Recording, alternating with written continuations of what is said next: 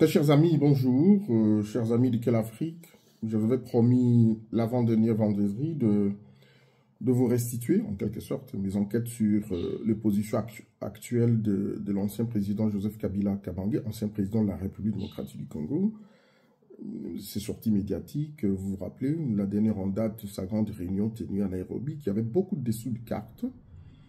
Et donc, le vendredi passé, je ne pouvais pas le faire, tout simplement parce que, comme vous le savez, les informations que nous recevons viennent des sources différentes, parfois qui se contredisent, et que pour vous les restituer ici, il faut à la fois savoir vous restituer avec autant d'honnêteté, mais aussi, d'autre part, savoir protéger nos sources, parce qu'elles continueront à nous alimenter en informations.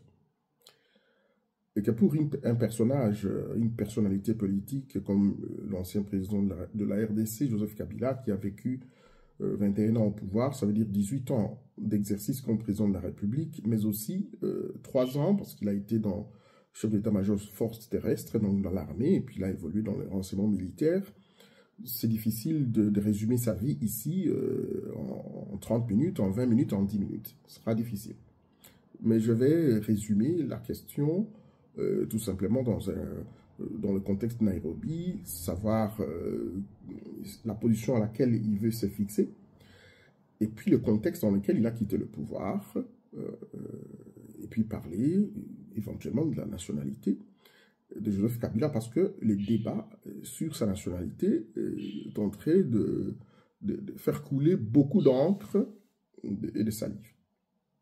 Voilà. Alors, il faut savoir que s'il est vrai que par l'histoire de notre pays, j'ai entendu parler de nos pères de l'indépendance, notamment l'ancien premier ministre Patrice Emery Lumumba, qui est mon maître, l'ancien président Joseph Kasavubu, je n'ai pas vécu ces gens.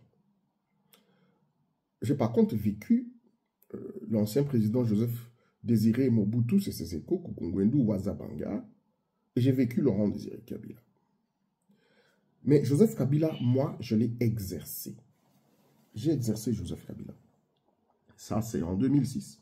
Je suis reçu et nommé comme chargé de mission. Peut-être la deuxième fois que je vous montre ces photos, il ne s'agit pas d'une publicité, mais c'est pour vous montrer qu'ici, j'ai encore tout autre instant nombre et tas de photos à vous présenter, mais ça va paraître peut-être dans un livre qui viendra. Je parle d'expérience. Et ici, ça sera juste factuel. Voilà. Et puis après, Joseph Kabila, nous avons eu énormément de complicité. C'est quelqu'un qui sait mettre les gens en confiance.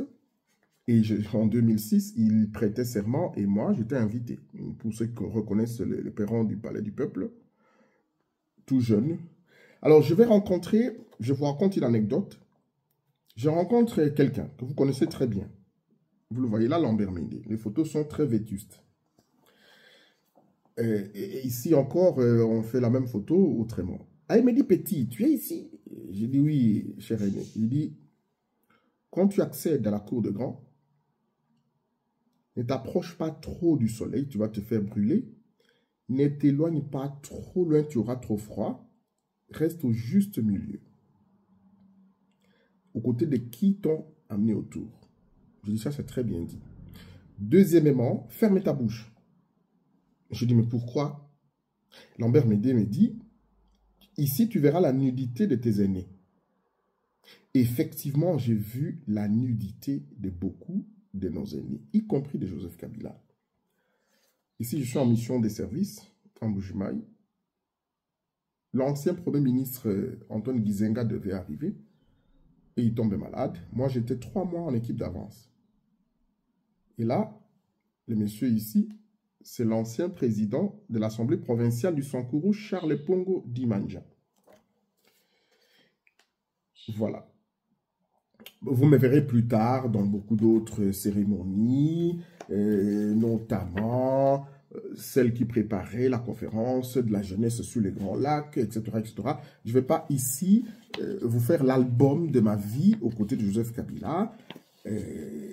Joseph Kabila, aux côtés de qui j'ai démissionné. Et j'ai quitté pour aller en exil. la question que je me pose, et que je pose tous ceux qui soutiennent Joseph Kabila, dont il faut reconnaître un certain nombre de choses, et dont il faut aussi se questionner sur certaines postures qu'il a prises. La question, une seule question. Joseph Kabila a-t-il changé? Parce que je vous ai dit que je parlerai de Nairobi. Je parlerai de sa position dont il voudrait se donner dans ce pays-là. Mais je vais vous parler aussi du contexte dans lequel il a quitté le pouvoir. Il était contraint de quitter le pouvoir parce qu'on le définit comme père de la démocratie. Faux.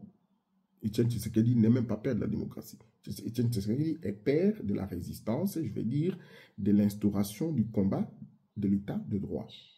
Les pères de la démocratie, c'est Patrice Emery Lumumba et l'ancien président Joseph Kasavubu, qui ont été dans une coalition issue d'un pluralisme politique, d'une jeune démocratie naissante qu'Etienne Tshisekedi et Mobutu ont maîtrisé. Une parenthèse que j'ai ouverte, que j'ai fermée immédiatement. Joseph Kabila, tout en lui reconnaissant un certain nombre de choses, parlons avec lucidité dans cette vidéo, prenez-la très au sérieux. Je parlerai avec vérité, parce qu'il y a des contre-vérités qui se passent à la fois contre Joseph Kabila ou pour lui. Mais je parlerai aussi avec lucidité, parce que les enjeux qui viennent sont d'une certaine incertitude. Et je parlerai aussi avec sévérité contre Joseph Kabila aussi, parce qu'il a dirigé notre pays, il a été notre aîné, on dit ça comme ça, celui qui a dirigé la destinée de notre pays pendant 18 ans. Et que certaines postures qu'il prend aujourd'hui, et j'ouvre encore une parenthèse, je suis toujours en quête de nouvelles théories pour vous les amener ici, afin que vous compreniez ce que c'est que la RDC, et je reste en français pour que mes amis qui ne parlent pas les langues nationales de la RDC puissent comprendre. Joseph Kabila a installé dans les systèmes qu'il avait, il a injecté à la fois les doses d'incomplétude. C'est-à-dire qu'on peut, vous pouvez vivre une situation dont le gouvernement vous présente, mais lorsque vous, intelligemment, parce que nous sommes tous des animaux intelligents, nous sommes tous philosophes en quelque sorte, même les enfants que nous mettons au monde sont des grands philosophes, vous vous dites, mais pourquoi est-ce qu'il agit comme ça? Les informations qu'on vous présente par le système ne permettent pas à comprendre toutes les vérités parce qu'en vous, il y a des doutes liés au fait que factuellement, ceci ne correspond à cela que le gouvernement nous présente. Et Joseph Kabila est champion dans les complétudes. Une complétude, aller poursuivre, que ce soit en logique comme en mathématiques. Mais lui, il l'a introduit en socio-géopolitique. Et donc, de ce point de vue, il faut que ce soit clair, comme de l'eau claire dans un verre clair, qu'il faut reconnaître à Joseph Kabila, qu'on a présenté comme un Rwandais, je parlerai de sa nationalité, douteuse ou pas douteuse, on sait que dans ce pays-là, la nationalité peut être acquise par le fait que vous êtes né d'un père de ce pays-là, ou d'une mère de ce pays-là, ou de deux parents de ce pays-là. La nationalité peut être par l'adoption, vous êtes un fils adopté, on le dit souvent à Joseph Kabila aussi, ou vous pouvez être un étranger totalement, comme les Chaloupa, les autres, qui ont été adoptés, qui ont pris la nationalité de la RDC. Donc, Joseph Kabila, même s'il était rwandais, selon les uns, il est devenu congolais. Il a dirigé pendant, comme Joseph en Égypte, pendant, en Égypte antique, autant d'années, 18 ans. C'est un Congolais, donc je le traiterai dans cette vidéo, la petite analyse ici, comme Congolais. Et alors, la question, c'est que, qu'est-ce qui s'est passé? Qu'est-ce qui s'est passé pour que nous arrivions à ce niveau-ci, où le pays se trouve dans un blocage total? Je vous ai dit que j'ai entendu parler de Lumumba, Kasavubu, Mobutu, Laurent Désiré Kabila, mais j'ai exercé Joseph Kabila. Donc je vais vous parler factuellement. Nairobi, allons très rapidement. D'abord à Addis Abeba en Éthiopie, le président Joseph Kabila devait commencer à se positionner parce qu'il avait beaucoup d'informations. Vous savez que 18 ans au pouvoir, même je vais dire 21 ans, il a Il a des canaux d'information, il a créé ses propres réseaux au sein des institutions de renseignement civil, policières et même militaires. Il a une machine politique qui fonctionne.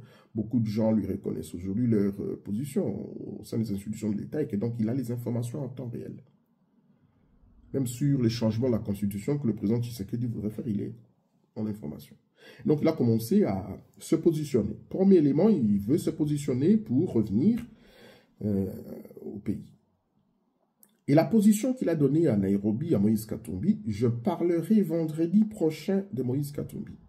Vous verrez que je parle des individus parce qu'en géopolitique, et je déracine ici les vieilles théories des anciens géopolitologues, des anciens juristes et des anciens politologues qui disent que les grands esprits discutent des idées, les médiocres discutent des individus. Vous avez vu dans un boulevard, dans une jungle, dans une forêt, dans un parc, il y a une idée passée. Vous voyez un parc, il y a quelqu'un qui a conçu. Vous allez à Paris, Tour Eiffel, l'ingénieur Eiffel l'a conçu. Parlez d'abord l'ingénieur et vous verrez ses idées.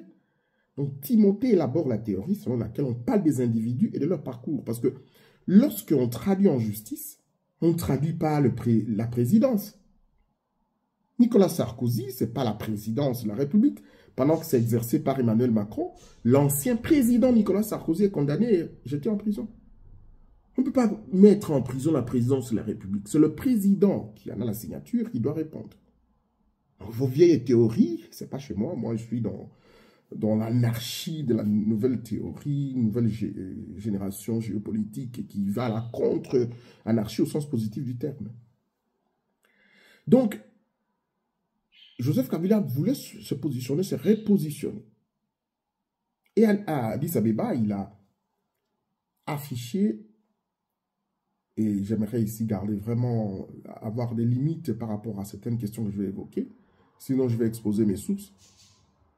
Il ne voulait plus revenir au pouvoir. Et de Lubumbashi, il a présenté des excuses au Katangais, dans sa réconciliation avec Moïse Katumbi, l'ancien gouverneur du Katangais, le milliardaire qui est un homme d'affaires, qui est dans toutes les affaires, qui était tout un système. Je parlerai de Moïse Katumbi vendredi prochain. Et totales opérations, Moïse, on a connu des hauts et des bas, toi et moi. Vous vous rappelez que Joseph Kabila est celui qui a régné à Moïse Katumbi la nationalité, lui collant le procès des 600 mercenaires, etc. Il lui a même interdit de déposer sa candidature et de rentrer même au pays. Et Moïse Katumbi était avec nous en exil. Je vous montrerai vendredi prochain même ma rencontre avec Moïse Katumbi, etc. Moïse Katumbi a été obligé avec Joseph Kabila d'être réconcilié à Lubumbashi pour dire « Vous avez commis l'erreur de donner le pouvoir à un Kassaïen. Il va vous persécuter. » Il n'avait pas trop tort, hein, les Katangais. Mais c'est dans l'optique de commencer à fractionner le pays pour faire le régionalisme. Et Joseph Kabila est champion dans diviser pour mieux régner. Je disais tantôt que l'on peut reconnaître à Joseph Kabila un certain nombre de choses. Par exemple, pendant qu'on l'accusait, qu'on l'accuse toujours d'être rwandais, et je vous ai dit que je ne viens pas dans cette posture-là, je l'ai traité comme congolais, je l'ai vu, vécu, refusant le transfert des eaux de l'Ubangi vers le lac Tchad. Et le Tchad était prêt à faire la guerre à la RDC. Joseph Kabila a dit, je suis prêt, je suis soldat. Je l'ai vu refuser l'adhésion de la République démocratique du Congo à l'EAC, East Africa Community. Il a dit, ces États agressent la RDC, mon pays, que je ne peux pas faire adhérer ce pays sans connaître les objectifs et sans rendre mon pays puissant. J'ouvre une parenthèse, Joseph Kabila, je vais dire Félix Tshisekedi, en arrivant au pouvoir, a dit, il a trouvé une armée restructurée, etc. Était-il un piège en les disant ou quoi, euphorie du pouvoir? Non, il a trouvé une armée organisée. Il faut reconnaître à Joseph Kabila l'ensemble des textes qui régissent notre pays, parce que lorsqu'il y a eu la guerre de l'AFDL et puis toutes les autres guerres d'agression, nous n'avons plus l'État congolais. Jean-Pierre Bemba occupait un quart du pays, Rouberoua occupait un quart du pays, Lumbala et les autres, Nyamwisi, les autres. Il y avait beaucoup de rébellions, de petites rébellions. Chacun gérait des frontières. Et du coup, Laurent Désiré Kabila avait perdu. Joseph Kabila, qui a succédé à son père, entre guillemets, arrivera à la tête de l'État, il trouvera un pays totalement fracturé. Et donc, il a légué à ce pays l'unité. Lui qui est rwandais. Et des textes. Le texte est piégé? Oui, selon les uns. Non, selon les autres. La meilleure constitution, selon le professeur constitutionnaliste André Mbata, la meilleure constitution qu'on a en RDC, c'est celle que Joseph Kabila a été le seul à battre campagne. Parce qu'à l'époque, moi-même, en 2006, j'ai battu campagne contre cette constitution. Et donc, voilà. Et donc, Joseph Kabila, il faut lui reconnaître un certain nombre de choses, même les quotes-parts qui reviennent à la RDC par rapport à la gestion, à l'exploitation des mines. Ça, c'est Joseph Kabila. Mais comme je vous ai dit, l'incomplétude est une question qui, lorsque vous voyez un pays, une situation vous présenter dans un système, vous n'arrivez pas à avoir toutes les réponses malgré les pistes de solutions qu'on vous présente. Et c'est Joseph Kabila. Ils se sont convenus avec Katumbi. Nairobi. Pourquoi est-ce que Katumbi ne s'est pas présenté? Je vous donne le scoop. Pour Moïse Katumbi, il a dit à Joseph Kabila, retournons au Congo, nous deux, qui nous arrête, qui nous tue, le peuple qui est avec nous va se soulever. Nous mettons les pressions politiques à l'intérieur, et nous continuons, nous commençons déjà à l'étranger de mener un combat diplomatique, un front diplomatique comme on le dit. Ensuite, nous descendons, nous deux, à Kinshasa ou à Lubumbashi, qu'ils nous tuent. Nous revenons dans notre pays. Parce que si Joseph Kabila aurait pris cette posture-là, il a fini ses études, il rentre à Lubumbashi ou il rentre à Kinshasa, il n'y aurait pas eu soupçon avec le M23. Il est allé auprès du M23. Moi, j'ai effectué plus de 19 missions à la tête de l'État, par lui-même, parce que je ne dépendais de personne. Le général John Kabila est vivant, qui était son officier d'ordonnance. Moi, je ne recevais pas les informations, les instructions de qui que ce soit. Soit le chef lui-même, soit John Kabila. Par un SMS, je reçois, j'arrive, je sais là où se trouve le président, je prends les instructions et je vais en mission. Si nous avons combattu le M23 pendant autant d'années, qu'est-ce qui a changé pour que le fils de Laurent Désiré Kabila puisse rentrer par Kigali, ceux qui ont tué Laurent Désiré Kabila, et qu'il se fasse escorter par l'armée rwandaise et du M23 que lui et moi avions combattu hier? Rien n'a pas changé. Voilà l'incomplétude. Des questions dont il n'y a pas de réponse. Mais la réponse est compréhensible. Peut-être que c'est le leur et nous pensions que c'était les nôtres. C'est cela la première réponse. Mais Nairobi, pourquoi Moïse Katumbi ne s'était pas présenté? Il s'était présenté parce que il ne pouvait plus. Joseph Kabila est passé à la vitesse supérieure. Il voudrait revenir au pouvoir. Non pas seulement par les voies de pression diplomatique et d'exercice politique. Il veut revenir militairement. Et il en a discuté avec Moïse Katumbi. Moïse Katumbi dit, moi, j'ai énormément d'intérêt dans ce pays. Vous-même, vous m'avez mené la vie dure, comme Félix le fait aujourd'hui, alors que je ne lui ai rien fait. Moi, je n'entre pas sur le chemin de la confrontation militaire. Kabila lui dit, mais Félix, c'est dans la confrontation militaire, c'est le commandant suprême, c'est la loi qui lui reconnaît, il est commandant suprême de l'armée. Monsieur le Président, je ne serai pas avec vous. Kabila lui dit, moi, je rentre, c'est moi qui l'ai installé là où il est, donc je vais les destituer. Je mène une transition et vous venez après. Moïse Katumbi se trouve dans une situation où, s'il acceptait, il est à la traîne de Joseph Kabila, qui se comporte comme un ayatollah. Joseph Kabila, dans sa tête, se comporte comme un ayatollah.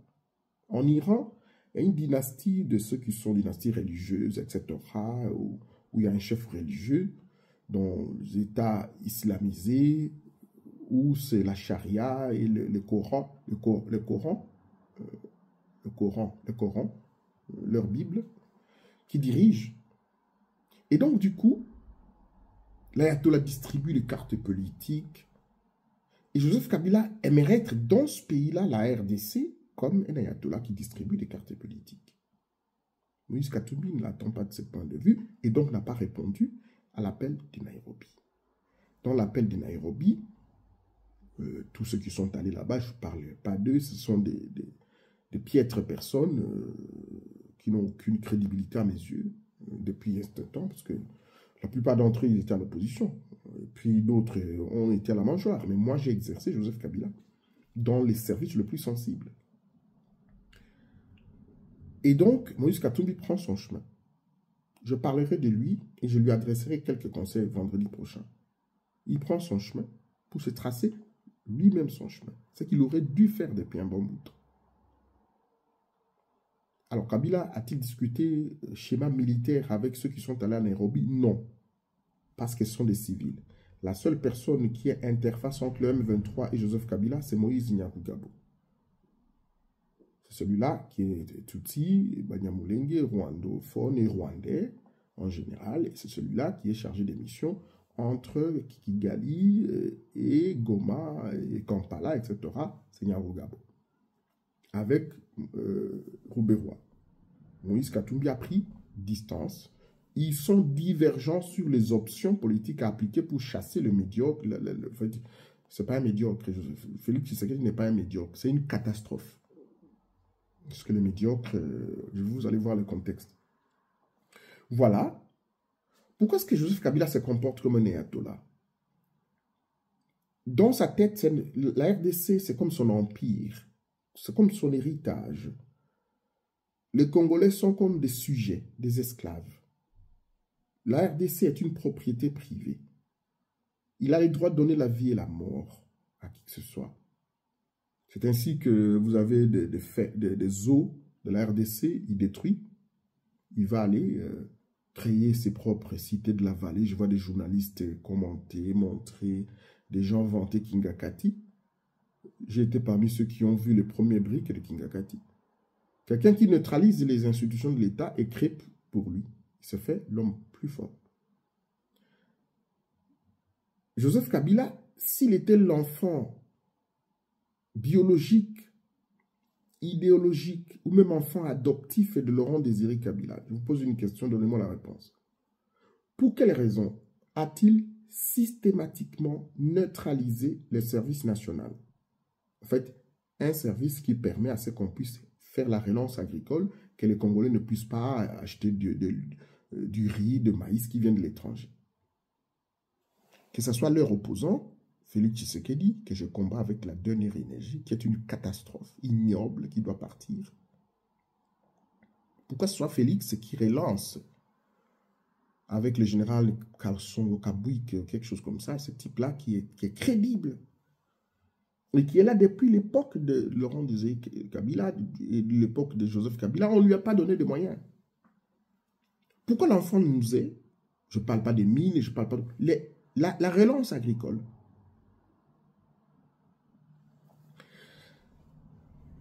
Et il va faire des ports pour lui, des aéroports pour lui. Rappelez-vous, en Bombero, tout un village a été chassé pour que Joseph Kabila puisse établir ses fermes, parce que là, il y a du coltan, etc. Rappelez-vous que n'eût été la présence de Félix Tshisekedi, Joseph Kabila a donné à un Banyamulenge le monopole de la négociation du coltan sur toute l'étendue du territoire national vers le monde entier. Mwanga Tchouchou. Ni Titi Tshisekedi, on ne connaîtrait pas Mwanga Tchouchou. Donc, Joseph Kabila est dans un royaume où il a des petits esclaves, des sujets qu'il dirige et que donc, et voilà. Et c'est pour ça que pour lui, ce n'est pas la loi qui compte, c'est sa volonté. Il va provoquer une dizaine de morts lors des élections de 2018. Il coupe Internet. Et comme il est toujours ennemi à Moïse Katumbi est un peu naïf, il va désigner Félix Tshisekedi qui devient président. Et Joseph Kabila, s'il rentrait par Kinshasa, qu'avant de venir, il demande pardon au peuple congolais, d'avoir coupé Internet, d'avoir falsifié la plus grande forfaiture électorale du monde. C'est ce qu'il a fait. Et il rentre par Goma dans une attitude d'incomplétude caractérisée, généralisée. Et il dit, ok, j'ai 12 propositions, taisez-vous, je viens résoudre le problème que moi-même j'ai causé. Parce que le monstre qu'ils ont créé, ils ne savent plus le maîtriser. Joseph Kabila n'a pas le droit de considérer qu'il n'y a pas de Congolais qui lui diront la vérité comme ça. Il faut que nous autres, nous le fassions. Parce qu'il y en a qui ont l'esprit d'esclave, mais pas les lumumbistes comme nous. Moi, je suis lumumbiste de sang et d'idéologie. Et dans quel contexte il a quitté le pouvoir? Parce que j'ai l'impression que beaucoup d'entre vous, vous êtes dans l'amnésie. Dans quel contexte? Je vais interroger un mort. Ne soyez pas surpris. Et vous le connaissez. Pendant la célébration eucharistique dans les différentes paroisses du Kinshasa, le vol d'argent, d'appareils téléphoniques, la poursuite, la fouille systématique des personnes et de leurs biens dans l'église et dans les rues, l'entrée des militaires dans les cures de certaines paroisses sous prétexte de rechercher les semeurs de troubles, les tueries, les tirs à balles réelles et à bout portant sur des chrétiens tenant en main Bible, chapelet, crucifix et statue de la Vierge Marie. Nous demandons aux uns et aux autres de faire preuve de sagesse et de retenue. Que de mystification présentée comme information véridique et fiable. Il est temps que la vérité l'emporte sur le mensonge systémique, que les médiocres dégagent et que règne la paix, la justice en RD Congo. Comment ferons-nous confiance à des dirigeants incapables de protéger la population, de garantir la paix, la justice, l'amour du peuple? Comment ferons-nous confiance à des dirigeants qui bafouent la liberté religieuse du peuple, liberté religieuse qui est le fondement de toutes les libertés, comme le dit le... On peut dire du mal de moi. Voilà. On peut raconter ce que l'on veut. Question. Dans ce contexte, celui-ci. Manifestation, 20 morts. Nous sommes à Bandal. Manifestation. Répression. Siège de partis politiques. L'UDPS, le FONUS, le MLP de Franck Diongo. Kananga, Kamwenan Sapou, parce que vous avez oublié que le Human Rights Watch avait documenté la présence des militaires, des éléments du M23 qui ont été déportés à Kananga pour neutraliser les Kassaïens, parce que pour Kabila, il fallait détruire Etienne Tshisekedi jusqu'à son village dans Mbujima et Kananga, et il a créé les Kamwenan Sapou. C'est ça le contexte dans lequel vous avez oublié. Le contexte où Martin Fayulu avait reçu des projectiles. Martin Fayulu, c'est le challenger opposant qui a gagné les élections, qu'on n'a pas su. Vous êtes ici. Vous avez oublié les contextes. Vous avez des têtes de linottes. Je peux continuer avec mon annuaire. J'en ai comme ça ici encore. J'ai encore d'autres annuaires. Je peux continuer. Une seule question. Joseph Kabila a-t-il changé? Et quand? Quand? Quand on prononçait ces propos, il est temps que la vérité l'emporte sur le mensonge systémique et que le médiocre dégage. C'était qui le médiocre? C'était Kabila, chef de bande, avec tout son système. Vous vous rappelez? Fausse commune. 3 ministres. Ministre de la Communication, Lambert Mende, donnait des versions. Non, ce sont des bébés prématurés qu'on a mis dans une fausse commune. Il est maintenant Tshisekedi, c'était chantre. Et Tambwe Mamba disait, c'est une tombe commune.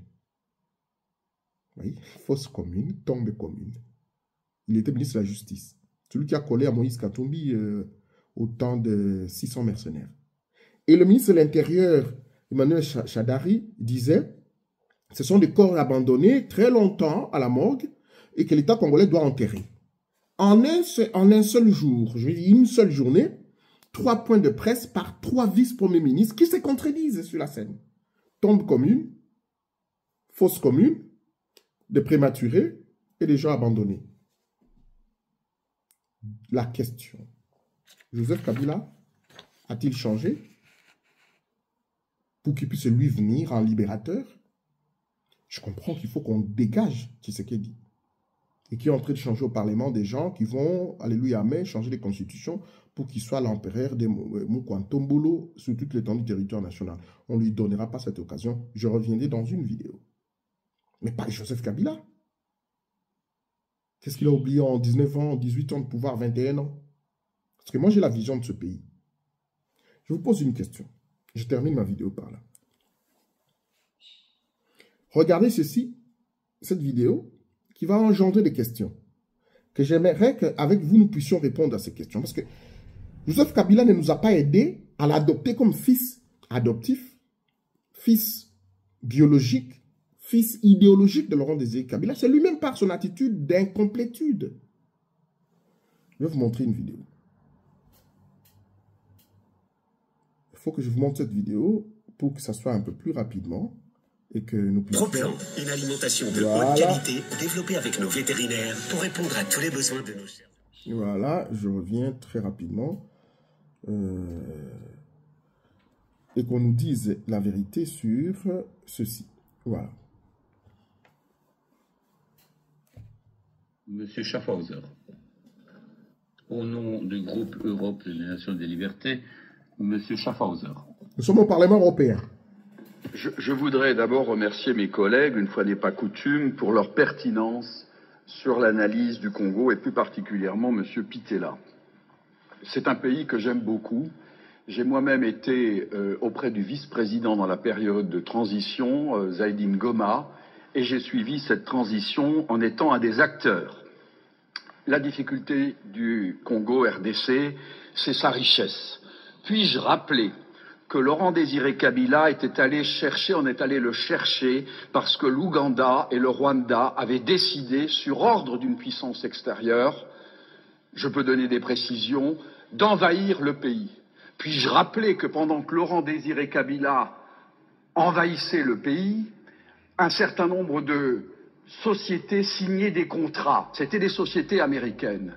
Puis-je aussi rappeler que lorsque Laurent Désiré Kabila se retourna en étant patriote pour son pays, on décida, ici à Bruxelles, j'ai eu l'information, je peux dire de qui il est décédé depuis, son élimination, et qu'on est allé à Washington chercher également l'ordre, et il fut éliminé 15 jours après. Et puis-je rappeler qu'on est allé chercher alors Joseph Kabila en se disant, ce jeune, on le manipulerait parce qu'il n'était pas il était de nationalité rwandaise et qu'on allait en faire un président. Tout ceci est de la manipulation. Ce qu'il faut pour la République démocratique du Congo, c'est une souveraineté retrouvée, une armée qui se batte effectivement, une MONUSCO qui est au service de la paix et qu'on arrête les prédateurs qui sont liés au crime organisé et avec des États hypocrites liés à des multinationales. Je vous remercie. Très bien. Nous sommes au Parlement européen, mais M. Schaffhauser, à l'époque, était député du Front National de Marie Le Pen. Il vit en France. Il a un bureau d'études stratégiques, de négociation d'affaires, parce que c'est un juriste d'affaires. Deux questions que son intervention soulève sont les suivantes. Il y a des questions subsidiaires, mais j'ai noté deux questions principales. La première, l'enfant de Laurent Désiré Kabila, notre ancien président qui a été assassiné, était en fonction en 2016 lorsque cette déclaration se faisait au Parlement européen. Première des choses, le fils de son père, qui est président de la République, qui a organisé le procès de son père quand celui-ci était assassiné, a un nouvel élément important pour réouvrir les débats sur le procès. Parce qu'il se pourrait que ceux qui ont été condamnés pour rien, qu'il y a d'autres informations, que ces députés est là, mandat d'arrêt, ministre de la Justice, ministre des Affaires étrangères, la Défense, le procureur de la République. On avait le tout-puissant, intelligissime ministre de la Communication, Lambert Mendy, est un homme compétent, ça je n'en doute pas, vous le savez. Joseph Kabila, comme tout fils, moi j'ai mes enfants, vous avez vos enfants. Je suis au pouvoir, président de la République. Je n'ai pas une opposition farouche. Et que je trouve un nouvel élément, Interpol, je convoque l'ambassadeur européen, ambassadeur de la France. J'envoie un mandat d'arrêt international contre ces messieurs pour qu'ils puissent venir comparaître en RDC ou même les traduire en justice en France et en Europe. Pourquoi Joseph Kabila ne l'a pas fait? Pour venger la mémoire de son prédécesseur en tant que président et de son père, lui, en tant que fils. Incomplétude. Vous avez des informations qui ne vous donnent pas toute la satisfaction sur une question donnée. Pourquoi il ne l'a pas fait? Rien. Deuxième question que cela soulève. Mais ce Schaffhauser, vous avez vu comment il a paf respiré. Parce qu'il sortait une vérité, une machinerie. Quand Laurent Désiré Kabila, l'ordre a été, la décision a été prise en Europe pour qu'on le tue. L'ordre a été pris aux États-Unis comme grande puissance. Et il sera exécuté. Et on va aller chercher qui? Celui dont on a donné le nom, Joseph Kabila. Parce qu'il était qui? Schaffhauser dit. Il n'était pas point, il était de nationalité rwandaise. Il n'était pas congolais parce que c'était un Rwandais. Joseph Kabila étant au pouvoir, devait faire arrêter Schaffhauser ou engager une procédure. En Europe, nous avons les coopérations militaires avec la Belgique, la France, il y a des extraditions, etc. Les crimes qu'il y a eu en RDC, les crimes contre l'humanité, à un moment donné, même la mort du chef d'État, Joseph Kabila, président de la République démocratique du Congo, n'a pas pris soin ni de démentir les informations de ce monsieur. Il y avait un très bon porte-parole, Lambert Mendy, compétent, moins encore d'organiser des poursuites contre Schaffhauser, qui se la coule douce en Europe. Troisième question, est-ce que c'est à moi de juger de la nationalité de Joseph Kabila? Non. Joseph Kabila lui-même a donné la réponse à sa nationalité. Il n'est pas congolais. Il ne s'est jamais intégré. C'est pour ça qu'il est distant des Congolais. Parce que les questions factuelles, il n'a pas donné de réponse. Ton père a été assassiné dans des conditions les plus tragiques. Quelqu'un va l'affirmer à 9000 km. Tu es un chef d'État, tu ne réponds pas. Et tu viens nous dire 12 points, maintenant, tu sais qu'il dégage. Tu sais qu'il ne dégagera pas comme ça. Nous allons le chasser. Nous chasserons notre frère. Et moi, je pourrais adresser un jour un message à Tshisekedi. Tu as eu un peu d'argent, grand frère. Quitte le pays calmement. Ne mets pas du feu, etc. Je vais te donner... Après que je parle de Katumbi, je vais parler de Tshisekedi. Et je vais lui donner un conseil. Que je vais lui donner maintenant en une seconde. Deux personnes qui peuvent le protéger dans ce pays-là. C'est Bemba ou bien Katumbi. Que Tshisekedi m'écoute. Parce qu'il m'écoute souvent tard. Après, il va pleurer à gauche, à droite. Ça en fait 40 minutes que je vous parle. Du cœur. Joseph Kabila a compliqué sa congolité. La compréhension de Congolais qui l'ont adopté, y compris moi-même, je travaille avec lui. Il ne nous a pas aidés à l'aider. Mais le procès contre lui, c'est un procès insuffisant.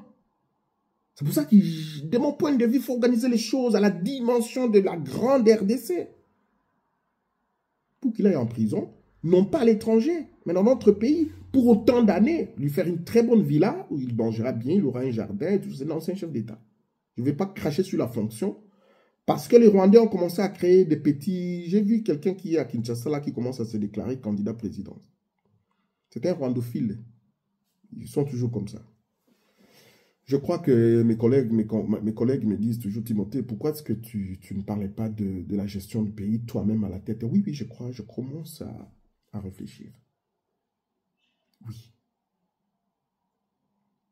Peut-être de la diaspora, il viendra un candidat foncièrement lumumbiste, mais totalement radical. Je n'exclus pas cette possibilité-là. Je pouvais parler très longuement sur Joseph Kabila. Très longuement, j'ai des dossiers les plus sensibles. J'ai effectué, je vous ai dit, 19 missions. À l'intérieur du pays, je ne parle pas des missions en dehors du pays. J'ai vu la nudité de cet homme. Des opérations en retour.